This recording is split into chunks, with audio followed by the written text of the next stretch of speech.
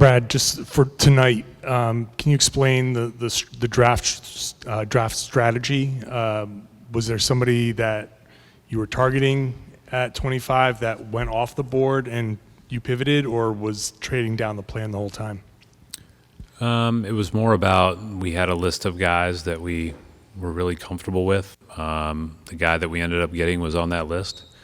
And so for us, it was about trying to, when offers came in, to continue to build up our assets and, restock some of those that we've lost over the years. It made some sense. We're excited that we were able to get out tonight with, more picks to be used in any variety of ways, obviously, and then a good player in Jordan.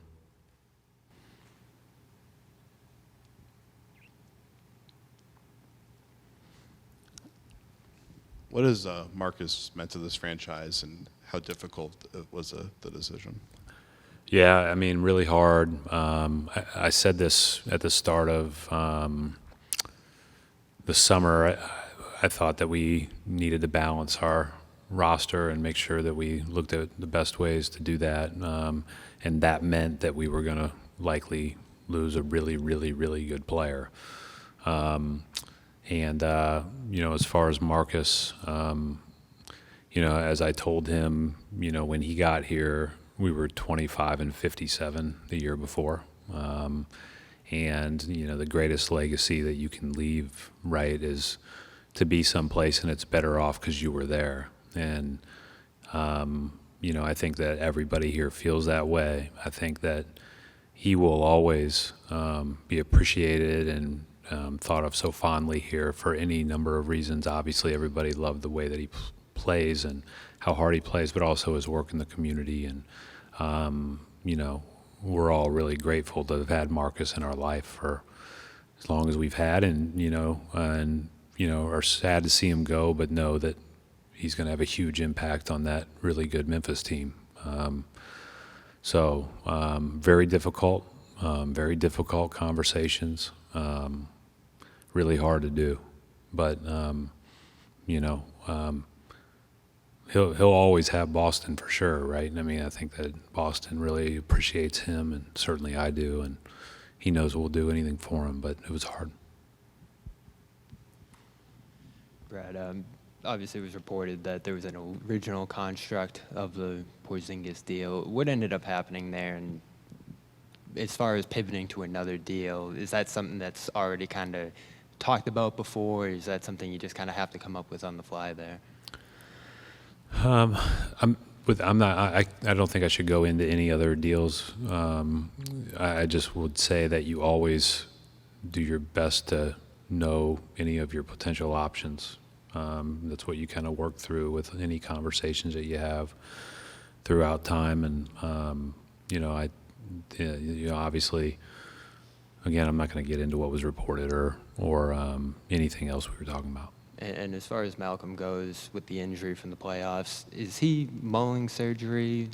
Is he trying to go a non-surgical route? Has anything been decided on that front? Yeah, our doctors and him have been really consistent with he's felt better and better and better, and he's going to continue to do so, and going to be monitored if they need to go in and do that, and then he can choose to, but he can also choose not to in the way he's feeling. So we're very confident that he'll be on the court and be good. That's that. You mentioned talking to Marcus about how far the franchise came after he got here. What was that conversation like with him? What kind of things did you guys discuss when you it wasn't. Adam, you can imagine. It wasn't very long. It was just your best chance to share your gratitude to him, and again, I think that because of these things and the sensitivity of these things and how many people talk about them and the wild speculation when something happens, it's it's hard to digest, right, and it's hard to process. But He actually came in this morning, and so I got a chance to see him this morning. And it's just you're not going to be around a guy that you really like every day, but you'll always be, you'll always have the relationship that these teammates have, these coaches have, and everybody in the building and everybody in the organization has, that they can, that'll be forever. And then, when you go to a new place, then you build a whole new one and your network doubles. And now there's, that's just kind of the way it works.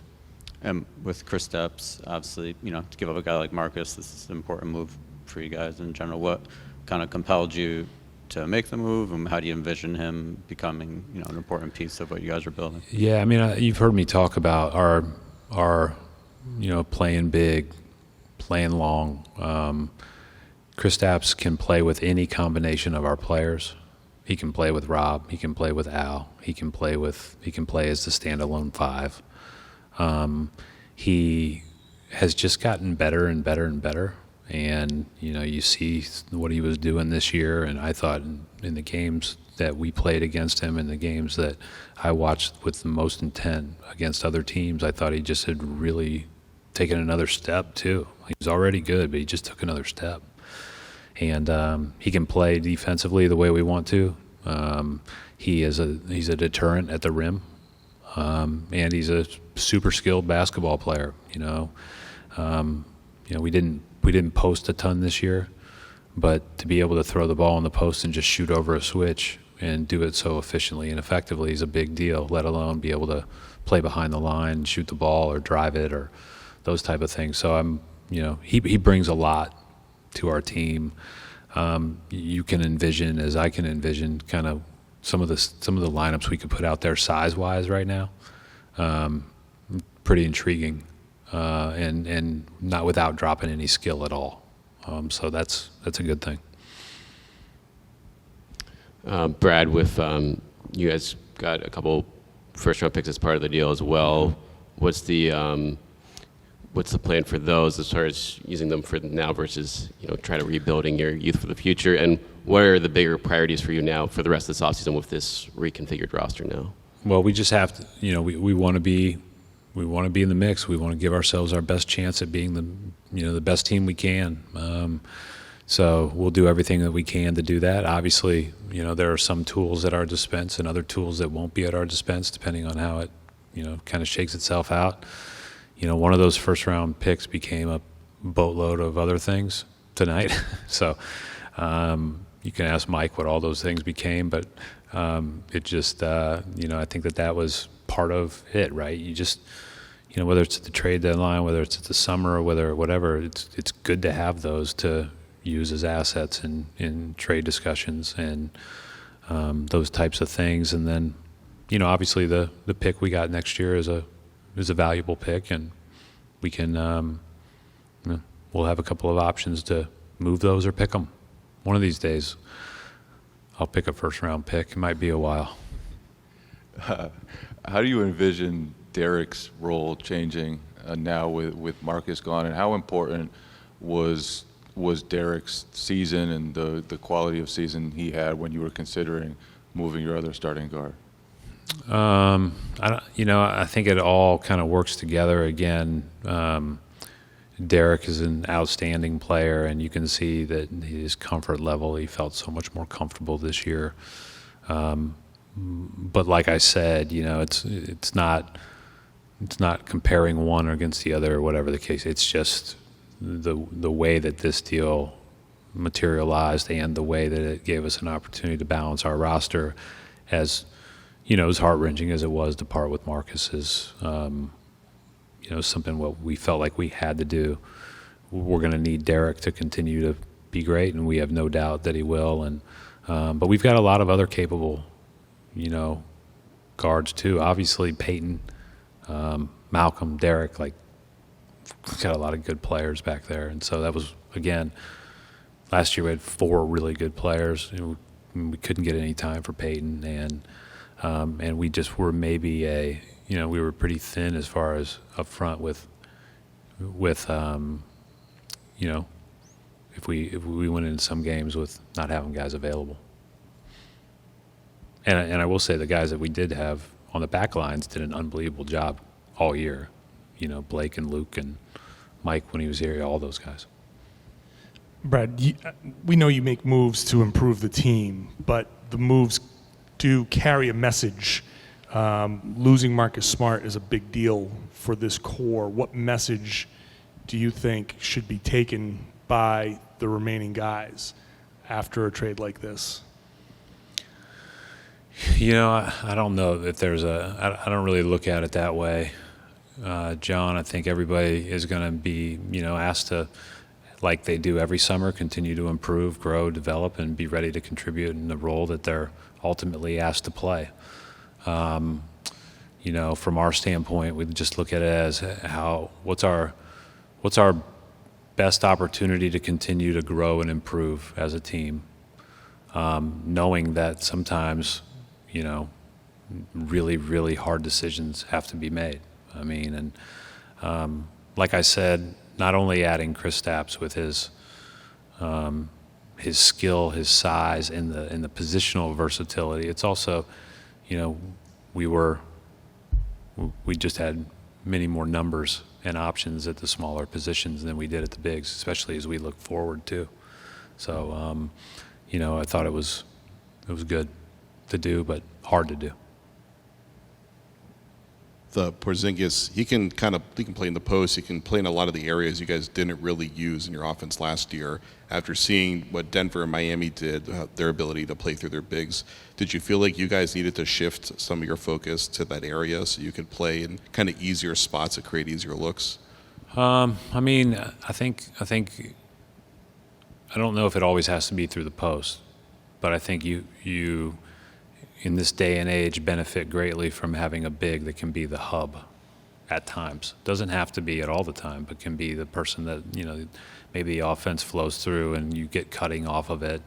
You know, obviously the two bigs you're talking about are pretty ridiculous how good they are. So probably, you know, those guys are great at it. But, you know, we've been fortunate enough to play through Rob as a passer. We've been fortunate enough to play through Al a lot with the ball. And Kristaps is another person that can do that. Brad, obviously Marcus filled a key leadership role here in terms of being vocal, you know, holding guys accountable, stuff like that. How do you quantify giving up, you know, something like that in this situation? How are other guys going to have to step up in that department specifically? Well, I think that's one of the strengths of our group, are the number of quality people we have and number of quality voices we have. And, you know, I think that the thing that you've seen over time here is JB's voice really grow, Jason's voice start to grow. Al's always been, you know, quiet around everybody else, but in the team setting, you know, very direct and very vocal and a person that everybody leans on. So we have a number of people here that, you know, have been filling that void for a long time with Marcus, and now we'll just have to, everybody just be a little bit better. And how do you envision Kristaps adding to that dynamic in the locker room? How well do you know him? I don't know him well enough. I know that he is extremely team-oriented, extremely excited to be here. But he also, like, he understands, like, this is an accomplished team that he's joining and he wants to help. So you can't expect somebody to come in yelling and loud and vocal, and sometimes it's better to come in and just figure out how you can help and add value in the way that you feel most comfortable in your skin, and I'm sure he'll do that.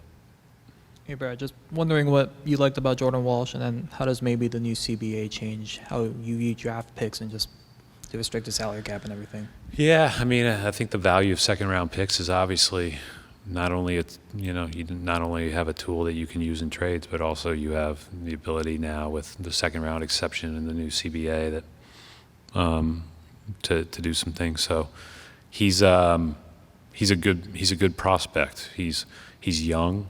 You know, we don't expect him to come in and, you know, take the world on fire in the first, you know, couple of months, summer league, first year.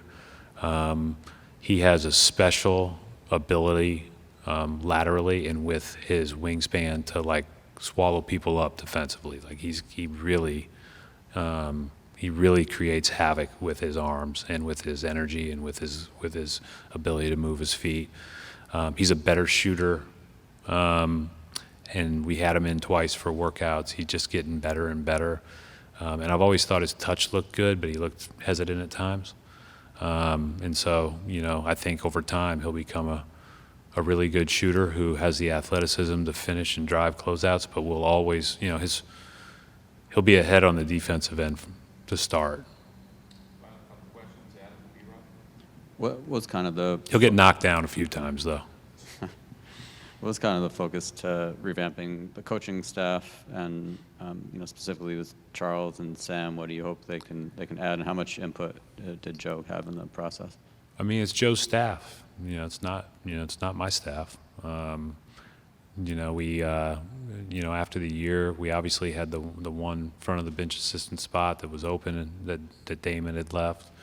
And then when Ben chose to leave, we had another one, and to be able to get those two guys here is great, Charles and Sam, and nothing else is officially finalized, so I can't comment on anything else. But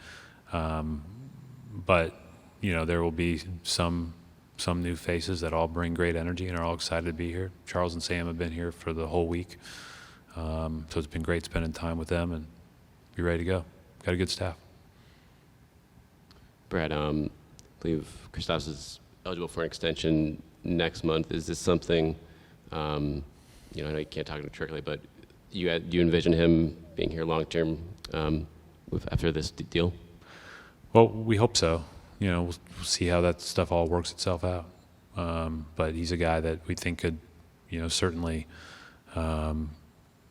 be a really good player. He's been a really good player thus far, and only has gotten better. And I think, to me, that's the part that really stands out. Sometimes when you're the fourth pick in the draft and you get all this accolades and all this attention and all these eyes, and you're going through your growth process, there's some ups and downs, but he's hit a point where he's starting to, I think, really play and play at the best level I've seen. So we hope so.